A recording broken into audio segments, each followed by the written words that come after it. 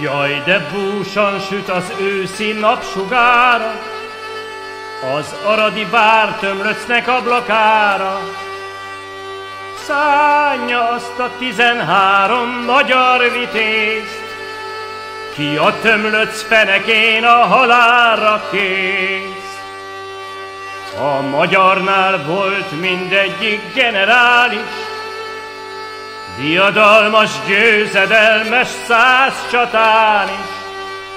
Bátran néztek szeme közzé a halálnak, hiszen véle szem közt nem csak egyszer álltak.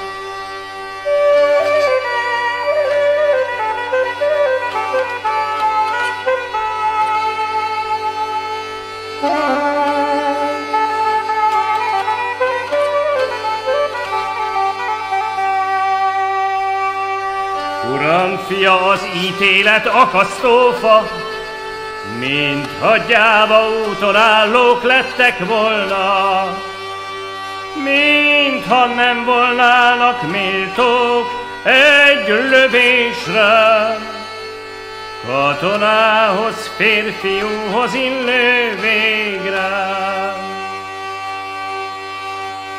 Jaj, de boldog, kit először nevezének, hogy a halált legelőször ölelné meg. Jaj, de bezzeg, kit végsőnek hagynak hátra, bajtársai szenvedését végig várja.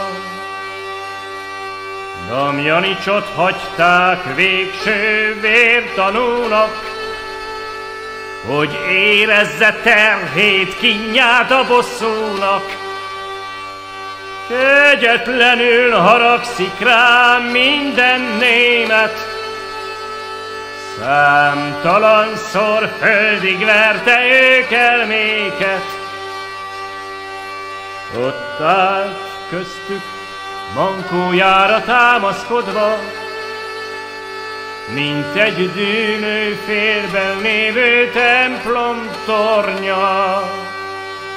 Mint vad tigris, mely vas közzé vagyon zárva, ingerkedő gyermeksereg játékára. Körülnézett olyan hősen, olyan bátran, mintha volna honvédek közt a csatában. Bajtársaim mind ott függnek már előtte, ő is indul, ő is megyen jobb életre. És megállt az akasztófa közelében, megöleli, megcsókolja keservében. Isten hozzád, szabadságom keresztfája, rajtad halok meg hazámért, nem hiába. Sürök forog már a hóhér a kötéllel, számolni egy magyar vitéz életével. Damjanics meg így kiállt föl nyugalmában: vigyázz, fattyú, fel ne borzold a szakállam!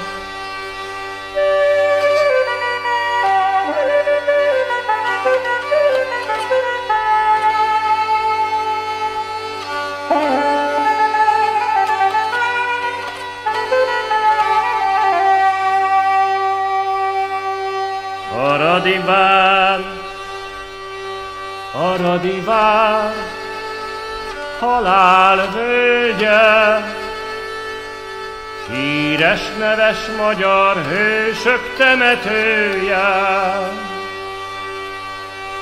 Teremjenek határidon vérvirágok, felejthetetlen legyen az ő